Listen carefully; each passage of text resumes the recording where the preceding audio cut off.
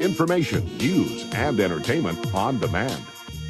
WSRadio.com. Holding you back anyway. Why are you not fulfilling your dream? Welcome to Kitchen Dough, the food entrepreneur show with Mary and Heather. I'm Mary Goulet. And I'm Heather Ryder. Okay, taking a look at all the roadblocks, we can come up with all kinds of excuses as why not to do something. Stalling techniques. Yes. Just things that we just, Avoidance, right? It's so easy to avoid things and not to just jump in, and we can come up with all kinds of excuses. So these are some of the roadblocks that might be holding you back from actually becoming maybe that food entrepreneur you've been dreaming about being. Take the first step. Take the plunge. Yep. Fire up the kitchen stove. Enough, right? Sorry. Speaking of the stove. Okay. I think one of the top reasons why you might not is because you feel like you're really not a trained chef. You didn't go to culinary school, and you maybe don't feel like you have the street cred to be a Well, cook. and we have visions of Food Network cooking competitions with all the fancy equipment and table and clean environment. And we're like, how can I make my kitchen, feel like that, feel like a productive space? Yes. And I do think that we see on a lot of the cooking shows, the Iron Chefs, and they're the people, there's this grandiose idea that they are so much better in the kitchen. You know what I mean? And so I think that we get intimidated by the culinary schools and the chefs and thinking Only that we can't the do little something. kids. You see those smart little kids that are between I know. 8 and 12 and I they're know. quickly making a meal. All right.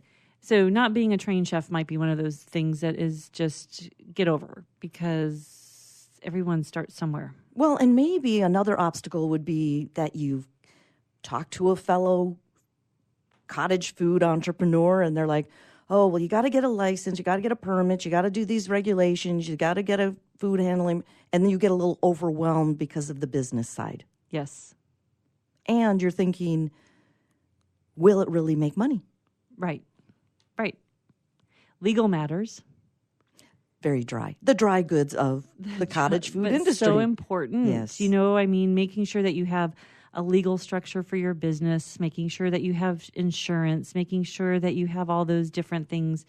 That can be very overwhelming as well. And if you don't have the money, because a lot of cottage food people or people who are just thinking about just starting this and just testing the waters don't necessarily have big budgets for legal departments or attorneys or CPAs.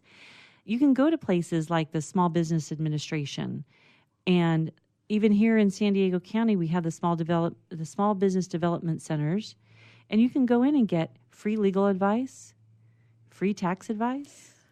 There's a lot of free advice that you can get in person. And you can also go to the farmer's market, and if you're a good patron and you see someone who's maybe in a similar line of creativity as you, hey, can I just ask you a quick question? Yes. That type of thing. People are really willing to help you. Yes. And answer your little questions. It's a wonderful community. And when you look at some of this other stuff, like we were talking about the legal matters, and then we have bookkeeping for your business and the taxes. These are one and dones. So don't be discouraged that you have to attend to them. And insurance is another one. They're one and dones. You get this LLC set up. You get a bookkeeping system going. Then you just perfect it over time. But basically, you only have to address those things once a year. Right. But again, it can be one of those obstacles that go, oh my gosh, I don't know how to set up a business. And so that could be an obstacle that's holding you back. So just realize that, like what you were just saying, it's one and done. Just go for it and you'll get through it. Yeah, it's kind of like, that's where the grit comes in. Yes. Doing the stuff you don't want to do, and successful people do what unsuccessful people don't want to do. Successful people will do what they need to do, whereas unsuccessful people just didn't want to do it. Right. And I hate tax time. I hate all that stuff, but Oh, just got to get it done. yeah, it is that to me I think is the worst. Some of the taxes and all of that. But you know what? That's part of business. It's not just fun time in the kitchen and making the dough.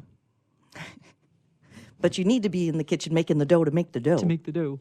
Time is always going to be a consideration. It's always going to be a roadblock. Do I have enough time? Well, you know what? You have to make the time. You have to carve out the time, and you have to be accountable to your time. Well, and haven't you been known to wake up at 4:30 in the morning? And make dough? Yes. Yeah. But again, Every day that I work, I get up at 4:30 in the morning to make dough. Every day that I'm doing my malasadas, I Yes. get up at 4:30 in the morning.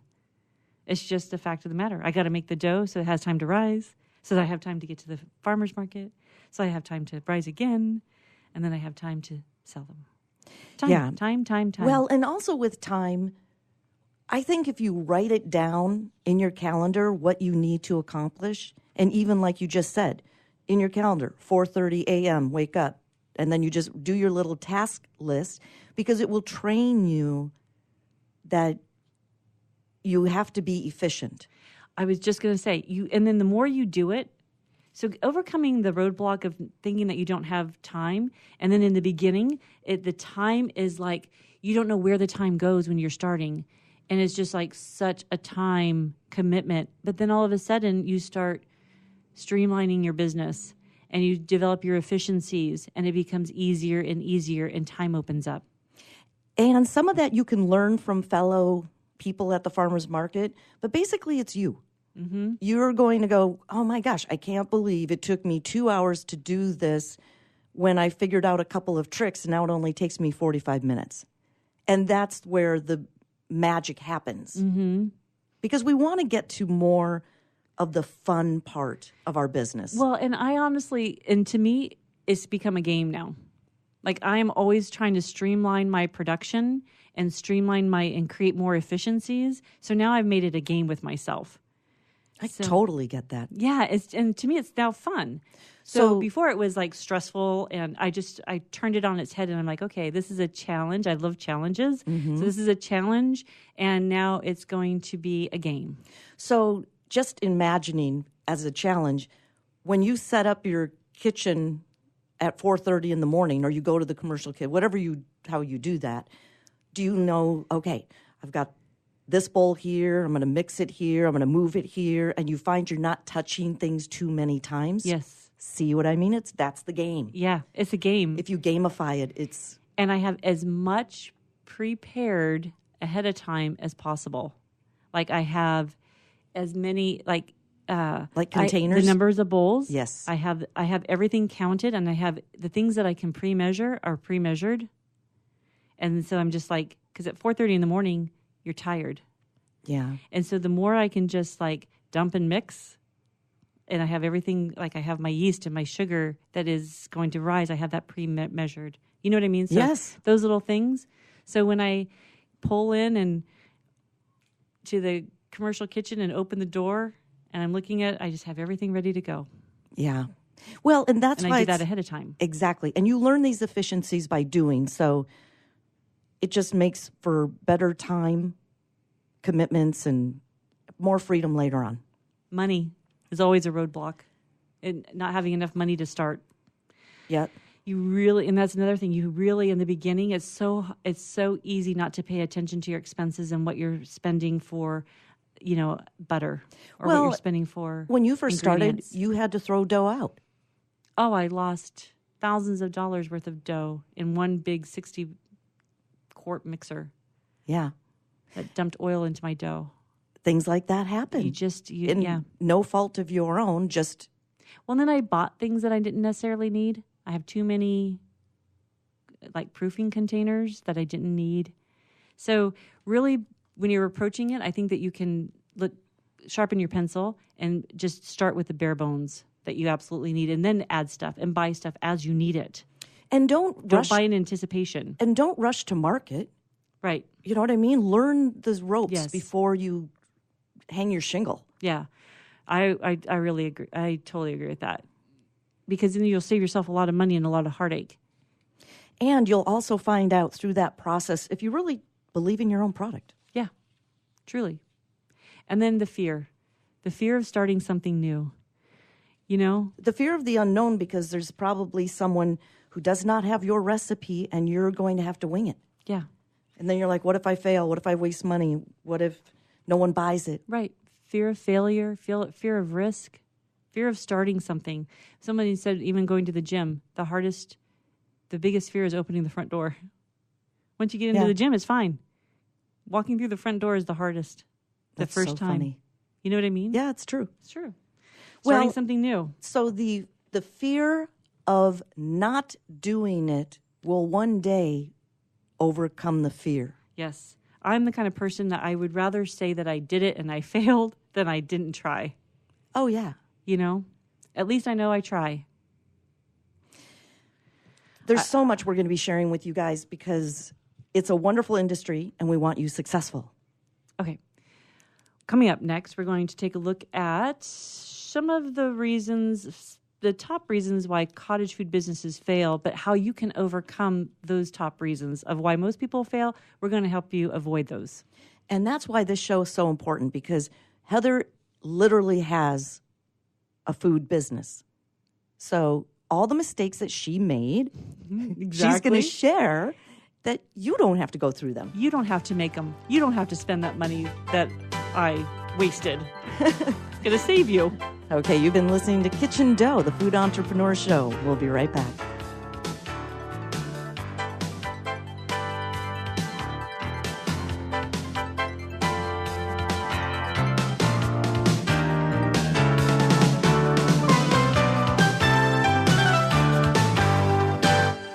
Military, things can change in an instant. The Navy Mutual Aid Association, we understand because it's our life too. That's why our dedication to serving the life insurance needs of our military veterans and their families is unrivaled. Navy Mutual offers superior life insurance protection without military service restrictions and limitations. A single focus on providing the peace of mind military families are looking for. That's what we do. Navy Mutual, insuring those who serve. Call 800-628-6011 or go to NavyMutual.org.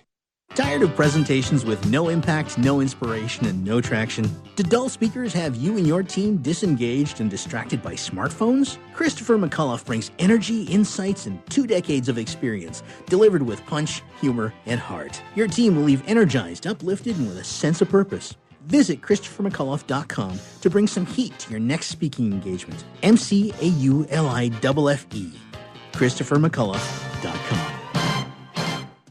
On the internet, your business's reputation can be unjustly destroyed in an instant. Don't wait for that to happen. Building and marketing your 5-star reputation can increase your business by as much as 19%. Take control of your reputation and have the 5-star reputation you deserve with Reputation Marketing Solutions by DSI Development. Become the go-to company by visiting 5starrepmarketing.com. The number 5starrepmarketing.com. Hi, this is Rob Barnett, VinVillage.com, where wine lovers connect. Be sure to tune in weekly to Vin Village Radio for exclusive, in-depth interviews with the who's who in wine and food. Take a break from politics. Tune in and learn something. WS Radio shows are worth your time and are filled with tips and advice. Add us to your lunch routine, and we'll give you a meal for your mind. I've been bragging about Progressive Medical Center to you guys for years, and I'm so excited to have Dr. Agoli with us because, Dr. Agoli, a lot of people walk through your doors, and some of their biggest problems are they're just fatigued, they're tired all the time, and even though they're dieting and exercising, they cannot get the weight off. Why is that? It's a combination of poor metabolism, inappropriate eating, but more importantly, it's due to a lack of education and really doing the right testing. A lot of our patients are metabolically compromised. What does that mean? Their metabolism is not functioning. The metabolism is responsible for all physical and chemical processes processes necessary to sustain life, and that includes energy. And without cellular energy, your body is not going to be a burning machine. Let's get back and teach our listeners to be a fat-burning machine. It's been a lot easier to maintain my weight since Progressive Medical Center started treating me with all-natural supplements, learning proper nutrition, and that can be you today. No more frustrations about being tired or overweight. So why don't you get a hold of Progressive Medical Center today through progressivemedicalcenter.com. This is your life, live it well.